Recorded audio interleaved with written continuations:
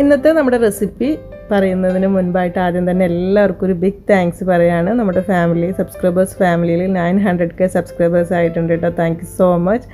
അപ്പോൾ ഒരു കാര്യം കൂടെ, ഇതുവരെ സബ്സ്ക്രൈബ് ചെയ്യാത്തവർ ചാനൽ കണ്ടുകൊണ്ടിരിക്കുന്നുണ്ടെങ്കിൽ ആ ഒരു സബ്സ്ക്രൈബ് ബട്ടൺ ഒന്ന് പ്രസ് ചെയ്യേണ്ട കാര്യം മറക്കരുത് കേട്ടോ. അപ്പോൾ ഇന്നത്തെ റെസിപ്പി എന്ന് പറയുന്നത് പാർട്ടി സ്പെഷ്യലൊക്കെ ആയിട്ട് അല്ലെങ്കിൽ ഒരു സ്പെഷ്യൽ ഡിന്നറൊക്കെ ഉണ്ടാക്കണം എന്ന് തോന്നുന്ന ദിവസങ്ങളിൽ തീർച്ചയായിട്ടും ചെയ്തു വെക്കാൻ പറ്റുന്ന ഒരു കിടിലൻ ഐറ്റമാണ്. എല്ലാവർക്കും ഇഷ്ടമാവുമെന്ന് വിചാരിക്കുന്നു. അപ്പോൾ ഒന്ന് കണ്ടു നോക്കിയാലോ.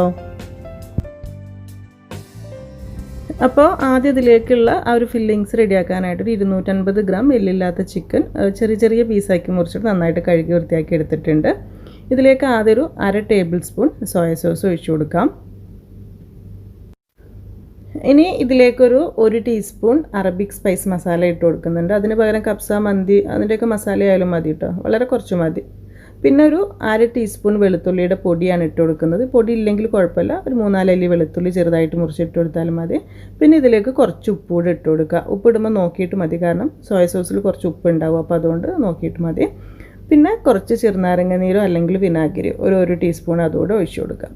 എന്നിട്ട് എല്ലാം കൂടെ ചേർത്തിട്ട് നല്ലോണം ഒന്ന് മിക്സാക്കി എടുക്കുക. നന്നായിട്ട് മിക്സാക്കി എടുത്തതിന് ശേഷം ഒരു അരമണിക്കൂറെങ്കിലും ഒന്ന് റെസ്റ്റ് ചെയ്യാൻ വേണ്ടിയിട്ട് വെക്കുകയാണെങ്കിൽ നന്നായിരിക്കും.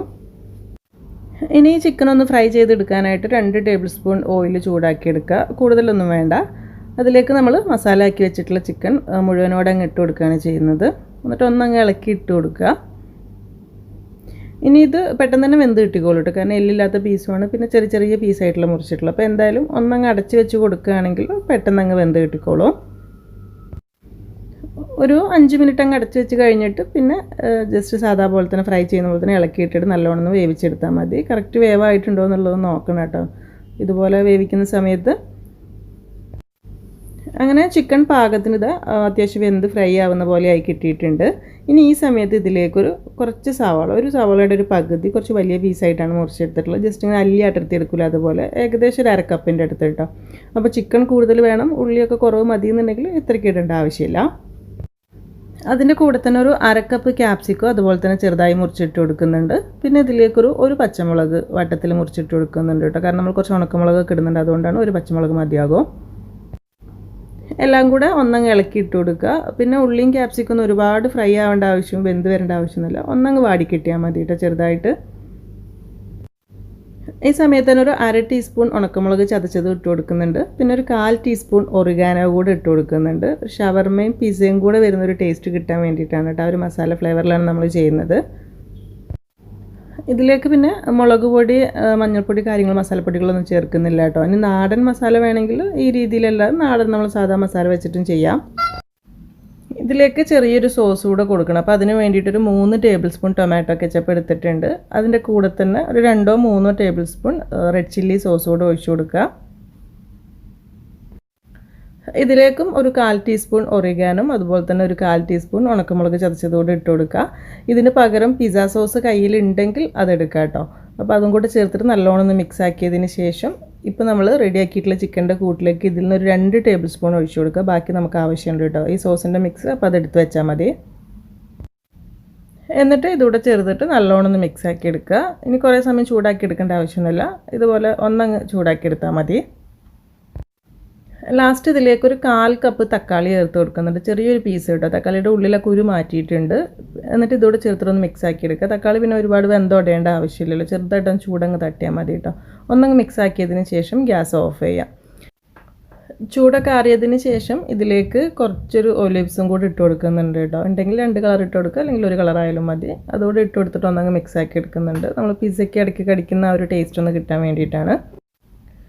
ശരിക്കും ചൂടൊക്കെ ആറിയതിന് ശേഷം ലാസ്റ്റ് ഇതിലേക്ക് വേണമെങ്കിൽ ഒരു 2 ടേബിൾ സ്പൂൺ മയണൈസ് ഒഴിച്ചു കൊടുക്കുക. അപ്പോൾ മയണൈസ് എന്ന് വെച്ചാൽ നമ്മൾ ഗാർലിക് തൂം ഉണ്ടാക്കിയിട്ടുണ്ടല്ലോ, മുമ്പ് റെസിപ്പി ചെയ്തിട്ടുണ്ട് കേട്ടോ, റെഡ് കളറിലും വൈറ്റിലൊക്കെ ചെയ്യുന്നത്. അപ്പോൾ സെയിം ആണ്, ഒരു മുട്ടയൊക്കെ വെച്ചിട്ട് ചെയ്താൽ മതിയാകും. 2 ടേബിൾ സ്പൂൺ ഇതിലേക്ക് ഇട്ടിട്ട് ഒന്നങ്ങ് മിക്സ് ആക്കി എടുക്കുക. ഈ ഒരു കൂട്ട് ബാക്കിയുള്ളത് നമുക്ക് ആവശ്യമുണ്ട്. അപ്പോൾ ഇത്രയേ ഉള്ളൂ ഫില്ലിങ്സ്. അപ്പോൾ ഫില്ലിങ്സ് റെഡി ആയിട്ടുണ്ട്. ഇതൊരു സൈഡിലേക്ക് മാറ്റി വെക്കാം. ഇനിയിപ്പോൾ നമ്മൾ ഉണ്ടാക്കി വെച്ചിട്ടുള്ള ഫില്ലിങ്സ് നിറച്ചെടുക്കുന്നത് ഇതുപോലത്തെ ഒരു ബണ്ണിൻ്റെ ഉള്ളിലാണ് കേട്ടോ. ഇതിപ്പോൾ നമ്മൾ കടയിൽ നിന്ന് വാങ്ങിച്ചിട്ടുള്ളതാണ്. സാധാരണ ബണ്ണോ അല്ലെങ്കിൽ ബ്രെഡോ ഏതിൽ വേണമെങ്കിൽ നമുക്ക് ട്രൈ ചെയ്യാം. ഞാനിപ്പോൾ നീളത്തിലുള്ള ഈ ഒരു ബണ്ണാണ് എടുത്തിട്ടുള്ളത്. ഇതിൻ്റെ കൂടെ തന്നെ കുറച്ച് മൊസറല്ല ചീസ് വേണം. അതുപോലെ തന്നെ ഇപ്പോൾ നമ്മൾ റെഡിയാക്കിയിട്ടുള്ള ആ ഒരു തൂമ്, അതുപോലെ തന്നെ മസാല കാര്യങ്ങളൊക്കെ എടുത്ത് സെറ്റാക്കി വെക്കുക.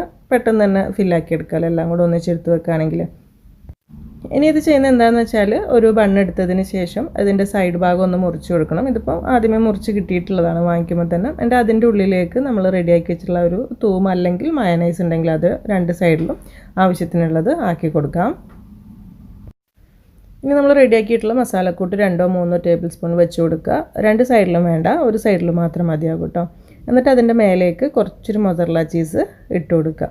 അതിൻ്റെ മേലേക്ക് കൂടെ കുറച്ചൊരു ഉണക്കമുളക് ചതച്ചതും പിന്നെ കുറച്ച് ഒറിഗാനോയും കൂടെ ഇതുപോലെ ഇട്ട് കൊടുക്കുക, പിസ്സയുടെ ഒക്കെ ഒരു ഫ്ലേവർ കിട്ടാൻ വേണ്ടിയിട്ട്. എന്നിട്ട് ഇത് നേരെ ഇങ്ങോട്ട് മടക്കിയെടുക്കുകയാണ് ചെയ്യുന്നത്.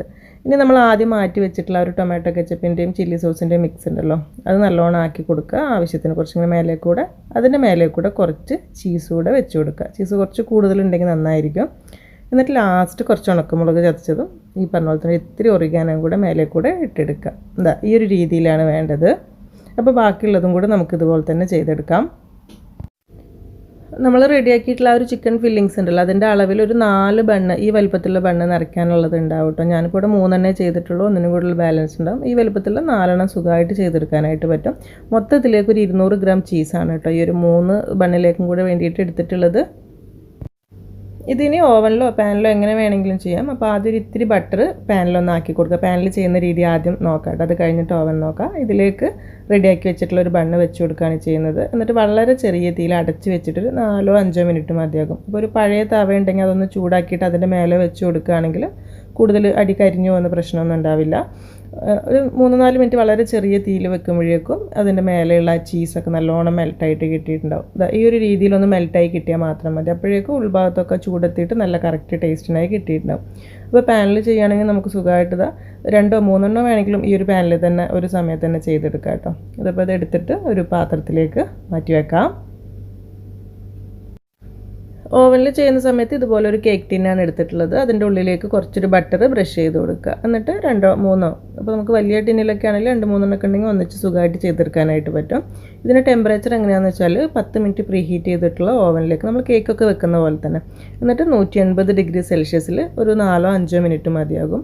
ചെറുതായിട്ടൊന്ന് ചീസ് മെൽട്ടായി കിട്ടിയാൽ മാത്രം മതി എന്നുണ്ടെങ്കിൽ 3 മിനിറ്റൊക്കെ തന്നെ മതിയാകും. ഇതുപോലെ ഒന്നുകൂടെ ഒന്ന് കളർ മാറി ഒരു ഗോൾഡൻ ഷെയ്ഡ് വരണമെങ്കിൽ 4-5 മിനിറ്റ് വെച്ച് കൊടുത്താൽ പുറത്തേക്ക് എടുക്കാം. അപ്പോൾ ഇത്രയേ ഉള്ളൂ പരിപാടി. ഓവനിൽ വെച്ചെടുക്കുന്ന സമയത്ത് മേൽഭാഗം ചെറിയൊരു കളർ ഷെയ്ഡൊക്കെ കിട്ടുന്നേ ഉള്ളൂ. പക്ഷെ നമ്മൾ പാനിൽ ഉണ്ടാക്കിയ ടേസ്റ്റിലൊന്നും യാതൊരു വ്യത്യാസമൊന്നും ഉണ്ടാവില്ല കേട്ടോ. രണ്ടും ചീസ് മെൽട്ടായിട്ടുള്ള ഒരു ടേസ്റ്റ് തന്നെയാണ് ഉണ്ടാവുക. അപ്പോൾ ഇത് നല്ല ചൂടോട് കൂടി തന്നെ ഇങ്ങനെ മുറിച്ച് കഴിക്കുന്ന സമയത്ത് നല്ല ടേസ്റ്റ് ആയിരിക്കും. അപ്പോൾ എല്ലാവർക്കും ഇഷ്ടമായി എന്ന് വിചാരിക്കുന്നു. കണ്ടുകൊണ്ടിരിക്കുന്ന സമയത്ത് ഇഷ്ടപ്പെടുകയാണെങ്കിൽ ആ ഒരു ലൈക്ക് ബട്ടൺ ഒന്ന് പ്രസ് ചെയ്യേണ്ട കാര്യം മറക്കരുത്. അതുപോലെ ആദ്യമായിട്ട് കാണുന്നവരാണെങ്കിൽ സബ്സ്ക്രൈബ് ചെയ്യേണ്ട കാര്യം കൂടി മറക്കരുത് കേട്ടോ. പിന്നെ ഇതെന്ന് പറയുമ്പോൾ നമ്മളിപ്പോൾ സ്പെഷ്യലൊക്കെ ആയിട്ട് ഏതെങ്കിലും ഒരു ദിവസം ഡിന്നറൊക്കെ ഒന്ന് സ്പെഷ്യലാക്കണമെന്ന് തോന്നുന്ന ദിവസമൊക്കെ തീർച്ചയായിട്ടും ചെയ്ത് വെക്കാൻ പറ്റുന്ന ഒരു ഐറ്റം തന്നെയാണ്. അപ്പോൾ നിങ്ങൾ ചെയ്ത് നോക്കുന്നുണ്ടെങ്കിൽ ഫീഡ്ബാക്കൊക്കെ അറിയിക്കുക. ഇനി എന്തായാലും നല്ല റെസിപ്പീസായിട്ട് അപ്പോൾ പുതിയ വീഡിയോയിൽ കാണാം. താങ്ക്